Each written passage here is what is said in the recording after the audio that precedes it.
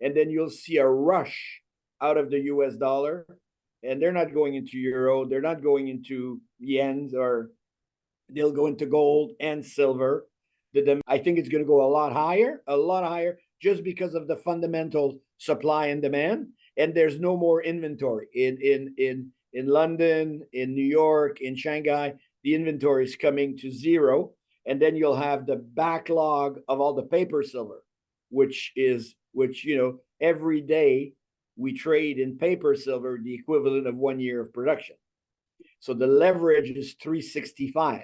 And if that reverses, then it'll be a good day for all of us. Protection against inflation, history as money, essential for the green industry, and at the same time it's in an undersupply for years. We are talking about silver. And today with me is the CEO of one of the best performing silver companies at the moment, the only pure silver player at the TSX, Aya Gold and Silver. Benoit, it's great to have you. Thank you very much for your time. I'm really looking forward to this. Thank you for inviting me. It's a pleasure to be with you today. Great. So, Benoit, you and your team took over Aya Gold and Silver like some 4 years ago, I think. And we are talking about a time frame that has been really, really difficult for the mining industry and overall. I mean, we had a good run in 2020, 2021, but since then everything is going down. But you are one of the only player who's mainly going up. What separates you from the market? Why are you so good? Well, it's in the mining industry, as you know, it is very volatile. It is very difficult. It's extremely difficult to find good assets, almost impossible. They're very rare. But when you have a good assets, once you have world-class deposits in a great jurisdiction, all of that is after that is execution. Now, there are not many teams around that can do it, but we've been doing this now for 25 years. We built SEMAFO from myself and one GO to up to 3,000 employees. We sold the company in 2020, a couple of months before we took over Aya, for $1.6 billion. So, our previous shareholders have made a lot of money. And now when Aya became available, we had just sold a SEMAFO. We were doing different things. And I knew Morocco quite well, because the Moroccan Managem, which is state-owned enterprise, was a shareholder in SEMAFO for many, many years. So I knew Morocco well, and the opportunity presented itself that we could take over Aya and make a difference. So, I brought the whole team, the SEMAFO 2.0 team, together, and we were lucky enough to have some friends who were taking early retirement from OCP, which is the other company in Morocco. And we put the two management teams together, and we took this small company at the time and fixed it for an operation, fixed it legally, accounting-wise, control, logistics, structure, and geology. With needed some capital, needed some drilling, and we immediately started drilling the assets, and we've drilled since we took over in excess almost 300,000 meters of drilling since we took over Boz-Gunder and Boumadine. And look, when we took over, there was 10 million ounces of measured and indicated, and there was some inferred, and today we have 450 million ounces of resource. So going from 40 to 450 in 4 years, this is how you create value, and that's exactly what we did. So it's all about drilling, understanding the geology, and being able to execute. Because it sounds easy when I tell you we drilled 300,000 meters, but each meter is one sample. One sample is you have to cut it, you have to prepare it, you have to control it, you have to put blanks, you have to really, it's like running a library. It's like running the Vatican library, where everyone, it's like little atoms who are all working together in order to make the thing fly and to be 43101 compliant, which is extremely difficult. So we were able to do this because we have an amazing team in Aya, but in geology, and the value creation comes from adding ounces in the ground. That's the value creation. This is how you create value.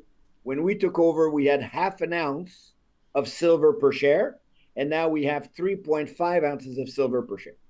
So if you become a shareholder, you're backed up by 3.5 ounces of silver that are going to go into production and currently have a margin of approximately $20 per ounce.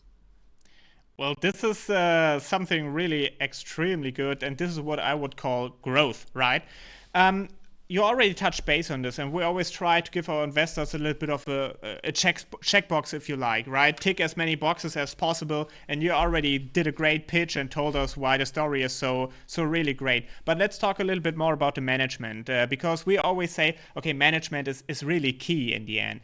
And you have really been successful with your team in the past, as we already talked about. You've been in whole of, I think it was West Africa, and grew your company substantially for $1 billion market cap and more. Why did you decide to go to Morocco? What makes Morocco so special for you, and why is your team so focused on it? This is an excellent question.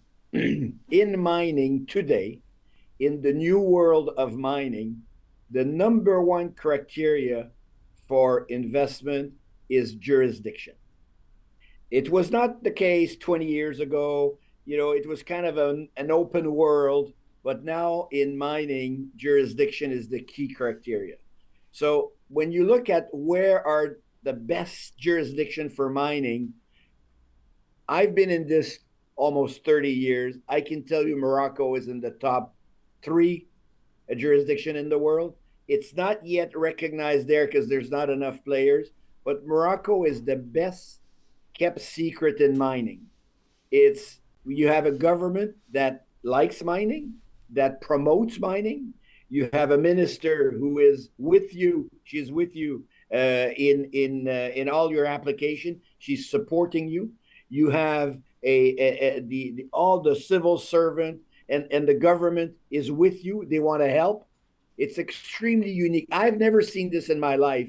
And I've worked in Africa, in West Africa. I've worked in China. We've worked in North America. What we're seeing right now in Morocco is unique. It's the world's best kept secret of mining, is the mining jurisdiction. It is a mining country. Morocco is a mining country. OCP is the number 1 phosphate company in the world. And its former COO is our national director. The president of Aya Morocco, Mustafa El Wafi, was at OCP for many, many years. So we do have internally, the top management that you can want in Morocco. But because of its history in phosphate, because of Managem, which has been there many years, which is the other company that is operating in Morocco, you have a culture. And the other reason why you want to be there is you have people to work. Morocco has a very good, fertile ground for mining engineers, geologists, and all the services that you need in a mining company because of OCP and Managem. They train a lot of people, and they are available to come and work with you. So best kept secret of the mining world today is Morocco. And I'm saying it. I know people say stop saying it because you'll create competition. But in mining, once you own the ground, and we do own the ground now, we have a lot of square kilometers. The competition is just people coming around you, maybe stealing some of your employees, but that's about it. I mean, we like to see more people coming in because there are more works that get done. Sometimes we understand things by looking at other projects. We understand their geology. It helps us understand our geology. But the Atlas Fault, which is 1,600 kilometers long, from Agadir all the way across to the border with Algeria, it is the best fault that is untouched, unexplored in the world. All of this sounds really, really good. And I think another really important fact about Morocco is the ability to get cheap energy from a wind perspective, right? Because I think you will be powered 100% with wind power now. And not many companies in the mining industry can say that. I think, in fact, there is not even a single other one who has like 100% wind power. And to me, that tells me that you are really progressive with the way you work and also the way you think. Is it something we need more in the mining industry, more progressive, more going forward, to really approach new investors on a global base, if you like? Because all the young people in my age, they are going to crypto, they're investing in stuff they don't understand. Sometimes the things even don't exist. But we have real mining here. Mining is key for our entire life. What does it need to bring more people in? And is wind power and something like this, the progress thinking, the way for the future? Yes, you're right. But sadly, often the mines are so far remote in Chile, Argentina, northern territories in Canada that the grid is not there. So it's off. And in Burkina Faso, we developed so many mines, the grid was not there, and we were paying 35 cents per kilowatt hour and buying millions of liters of fuel every month. So there is a reality. The beauty of Morocco is the grid is everywhere. The grid covers the Atlas Mountain. It covers southern Morocco. It's all the way up to Tanger. And the grid currently is about 30% green. And their objective is for the grid to be 50% green in the coming years. And we have signed with the independent power producer, we have signed a 20-year PPA, power purchase agreement, and we're being sourced with wind, a little bit of solar and wind energy. So you're right. Our mine currently, as I spoke to them yesterday, and I said, how is it going with the power line? We are live, being supplied with green energy at 7 cents per kilowatt hour. So the saving from West Africa to here in Morocco is important, and that's why our costs are extremely low. So you're right, Morocco, on top of being a great jurisdiction with fantastic support, people willing to support you, you have access to power, you have access to people, you have a very good jurisdiction and support from the government. The only element that you need to manage in Morocco, which is your water, because it's a dry country. It's a country where you need to manage your water, and this is why we've invested recently $114 million in a new plant, and we have a complete circuit of thickeners. We have 7 of them, so that we can recoup 85% of our water. So 85% of the water gets recirculated back from the process back into the leaching tanks, and it just keeps circulating like that. Why? Because water is one element in Africa, in North Africa, and in Europe. I mean, if you look at southern Spain, it's the same. It's just the water is rare right now. It may not be like that always, but currently it's rare. But yes, you're right. Morocco can supply you with energy, with people, with the right technology. And Marrakesh, everybody knows Marrakesh as a tourist town and an historical town, but Marrakesh is a mining town. Marrakesh is the town where all the suppliers are there, the truck suppliers, the engineering firm, they're all in Marrakesh. So Marrakesh, our technical office is in Marrakesh. So beside being a unique place to visit, it's also a mining town. So I always say what Val d'Or is to Quebec, Marrakesh is to Morocco. Great. This sounds really, really good. And it's great to hear that you love Morocco so much. And this is the future for you, because we have seen many jurisdictions really being the top jurisdiction, and then political decisions came in, and now it's not so easy anymore, looking to Mexico, for example. But let's go a few years back, maybe. Benoit, you decided, after you've been extremely successful, you decided to go into a silver mining company. which is a pure 100% silver mine, right? This separates you from many other silver players in the world. Even if they have silver in the name, mostly they have 50% gold, which gives them a little bit more diversification, right? But in your case, you're pure silver. Why did you decide, with all the success you had in the past, why did you decide to go into the silver industry in particular? Is it because you see extreme upside in silver as well? Why silver? It's very interesting. In 2012, I looked at the market, and SEMAFO, we were in gold, and it became obvious to me that the future was energy metals. And gold is too expensive to be an energy metal. You cannot put gold into the solar panel. You can't put gold in the batteries. You can't. And with the management team and the team that's in Aya right now, we went into copper, nickel, cobalt, graphite, and we created a battery group besides SEMAFO, which is called now Falcon Minerals, which is a traded company, which has its own management team. But we created that thinking energy metals. And of course, the energy metal, the king is the copper, but the queen is the silver. And sure, you need a lot of copper, and they're copper mines, and that's the future of energy metals.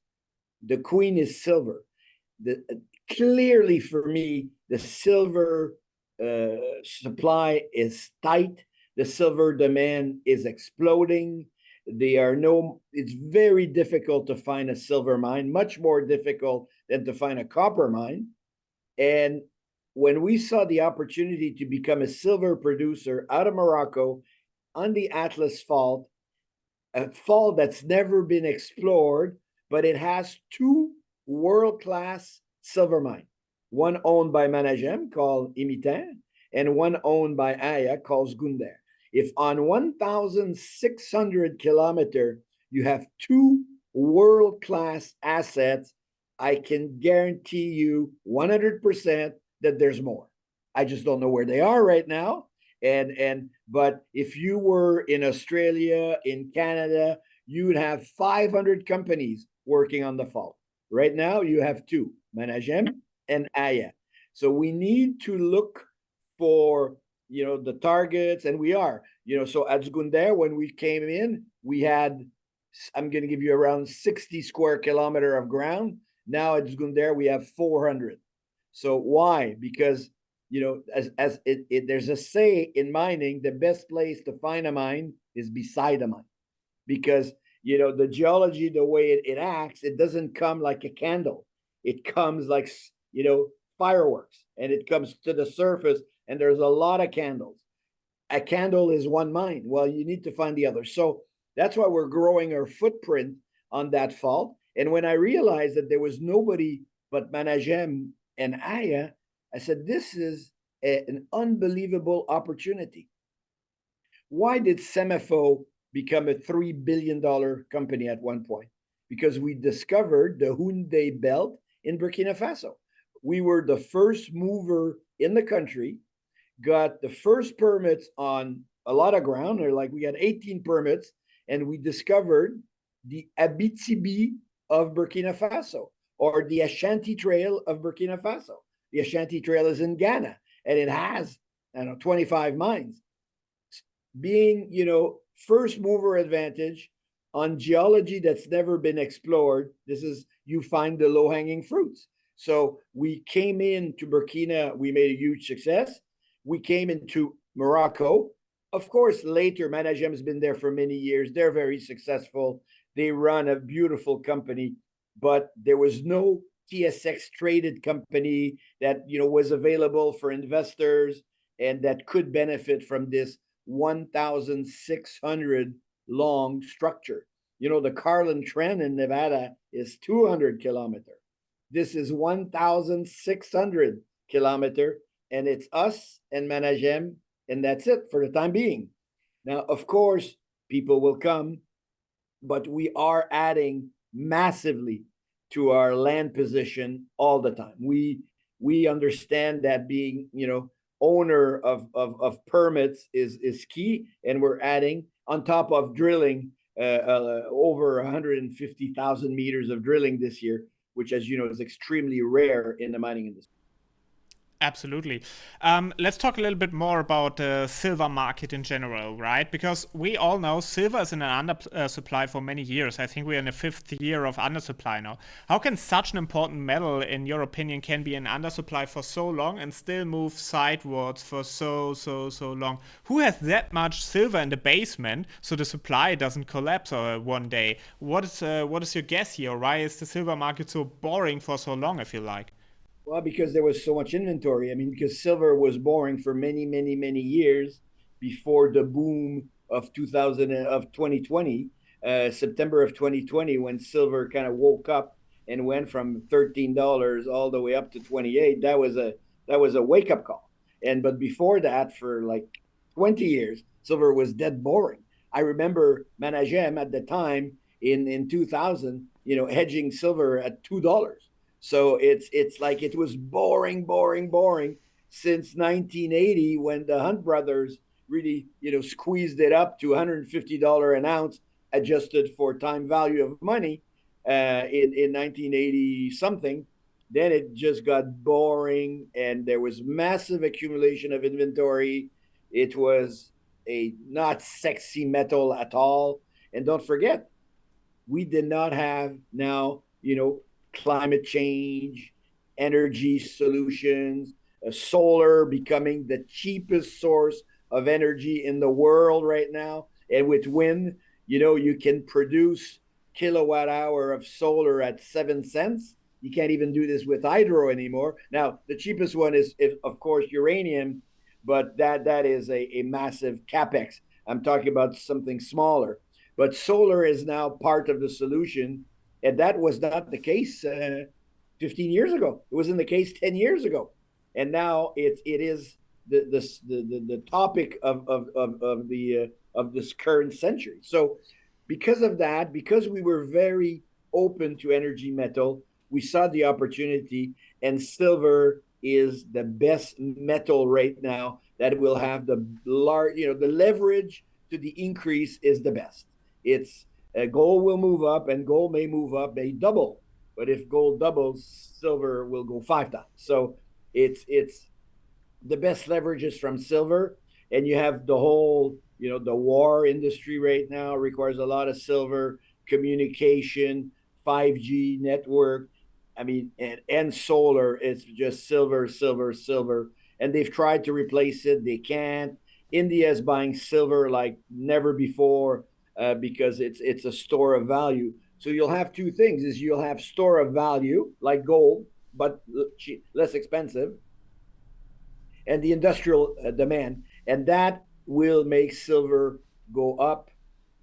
I just come back from the Rick Rule conference in Boca Raton, where you had over 1,000 individuals there talking about silver, and I can assure you that some people have targets in the 3-digit range, and they really believe this. So again, we're not there to forecast on the silver price. We did all of our budgeting at 24. We did our resource at 22.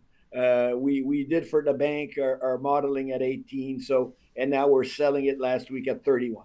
So very, very happy. I think it's going to go a lot higher, just because of the fundamental supply and demand. And there's no more inventory in London, in New York, in Shanghai.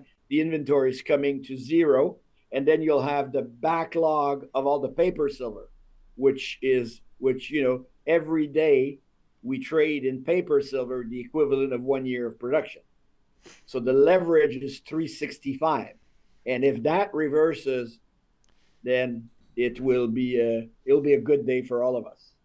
I think so too, and I think many people are just waiting for it. I think Robert Friedland once said, copper is like a powder keg ready to explode, and I think we can say the same thing about silver, and the things you're saying sound pretty much like you're expecting way higher prices within the next few months and years. But beside higher silver prices, I mean, Aya is a silver player. Obviously, a silver price increase would really have a leverage on you. Beside that, what are the next really catalysts for your company for the rest of this year and maybe next year? I know you've been you're going to drill. You have a great drill campaign. What are the key facts that investors have to look at when it comes to investing and the potential for the future? Well, natural resource investors understand what's called the Lassonde curve. And the Lassonde curve is when you start construction, your stock price is under pressure a little bit. We were quite good, not too much pressure, but we're coming out of the Lassonde curve because by Q4, our third plant will be in production. And that third plant will take our annual production from 2 million ounces to 7 million ounces at an all-in cost of $10. So we become one of the lowest costs in the industry with a beautiful 7 million ounce per year of production, knowing that can grow because the plant's been oversized for additional discoveries. We don't have them yet. We're working on them. But if we do have additional discoveries, we'll be able to bring the production up probably to 10 million ounces. So, and a 10 million ounce producer, it's a top 10 silver producer in the world. So it's extremely important. And of course, and as we discussed, the torque on the profitability, if your all-in cost is 10, you can work it out. If silver is 30, 40, or 50, this will give you the EBITDA that we'll be generating, which is extremely high. The payback on the current mine currently is 1 year. In 1 year, we pay back the capex. And after that, it's pure cash flow for the next, many, many years. So one of the key elements is that we will complete construction. We're actually now done. We are in ramp up and actually commissioning. So that's the phase before ramp up. So we are in commissioning at the moment, and then we're going to get into ramp up in September and October, November, December. And you will see a new production level, new cash flow, new cost. And I think the market will react to that because now you've debugged the plant, you've de-risked the plant, you're starting to produce important cash flow. Now, on top for us is we have that second project, which is called Boumadine, which is a world-class asset, 94,000 meters of drilling last year, and we identified 352 million ounces of silver at an average grade of 500 grams per ton silver equivalent. It's unique. It's unique in the silver world. There's nothing like this. 1 year of work, 352 million ounces. We're doing another campaign right now of 120,000 meters. It's being done as we speak. We've also shown this week on Tuesday geophysics that is showing a parallel zone to the zone that we've been drilling. And that parallel zone looks to be a lot bigger. Again, I would recommend you all take a look at that press release. You can see it. It jumps at you. And we have many parallel zones to the main zone. And the main zone, which is currently 6 to 8 kilometers long, we've only drilled it on 4 kilometers down to 250 meters, and it is giving us 352 million ounces of silver. So all of that are all the milestones, drilling results, more geophysics, all will be coming out till the end of the year. New production numbers coming out of Zgounder. Of course, we are on the hunt to add more ground. We do it all the time. We had meetings this week with families that have ground on and that they've never touched. They took that years ago often for they took the mining permit because they mine sand for roads and rocks and things like that, never looked at the ground or anything like that. So it's very, very compelling what we're doing. And the last thing, which is very, very important in all of that, is at the board level, we own almost 50% of this company, which is extremely rare. So, it's a very tight capital structure. You have the board, you have a couple of the shareholders at the board that are extremely, extremely involved and or in owning the stock. So, and we're fully funded. We have about 100 million in the bank, US. We're generating cash flow. Yes, we have big drill programs, So we will be spending some of that 100 million, but you have a company that's well funded, does not need to raise money in anytime soon, has one of the largest drill program in the mining world right now, and silver in the best jurisdiction. And three criteria for investing: jurisdiction, grade, and make sure management is well invested in the company. And for Aya, best jurisdiction, fantastic grade, management board is close to 50% ownership. This really means something, right? Because you see the companies, sometimes management doesn't really own stocks in the company because it's too risky for them. But this is what investors want: skin in the game, because we want, as an investor, you are responsible for my money. And if that's your money too, and you want your money to also grow, then I'm in a good position to invest into your company, because that gives really confidence to the management team. And almost 50% at that market capitalization, that really means something. So, Benoit, thank you very much for summing up the story. I think we touched bases on jurisdiction, obviously management, definitely the ground, right? The ounces in the ground. We touch base on silver in general. Is there anything else in the end you would like to add? Your last words for the German-speaking investor community here. Well, I think it's macroeconomic. You look at what's going on in the world, what's going on in Ukraine, in the Middle East, all this instability. The US dollar, we know, is high. It's expensive. They have to bring the interest rate down. Elon Musk this morning said that 75% of the budget next year will go to pay the interest on the debt. I mean, they have no choice but to bring the debt, the rate of interest down. They have no choice. I mean, China started, Canada started, United States is going to be following. They're in election period, so it's a bit more complicated, but they will do it. And then you'll see a rush out of the US dollar, and they're not going into euro, they're not going into yens, or they'll go into gold and silver. The demand is extremely strong. There's no supply. You want to be invested in gold and silver. You see the volume on the market right now. There are big capital shift. The big funds have started reallocation into gold and silver. And just don't be late. I mean, you may be early, which is not so bad. You don't want to be late, because will always think you're chasing it, and it's coming. There's no other way. Interest rates have to come down. The dollar needs to come down. I don't know if they're going to stop the war or not, because that's beyond you and me. But if that's using a lot of silver every day, and solar is exploding, and that is continuing. The new generation of solar panel will use twice as much silver as the first generation, and that is now being deployed. So if there's one commodity that you want to be invested in right now, is silver, but not silver in South America, because I think that is not going well, and it's going to get worse. You want to be in silver in top jurisdiction.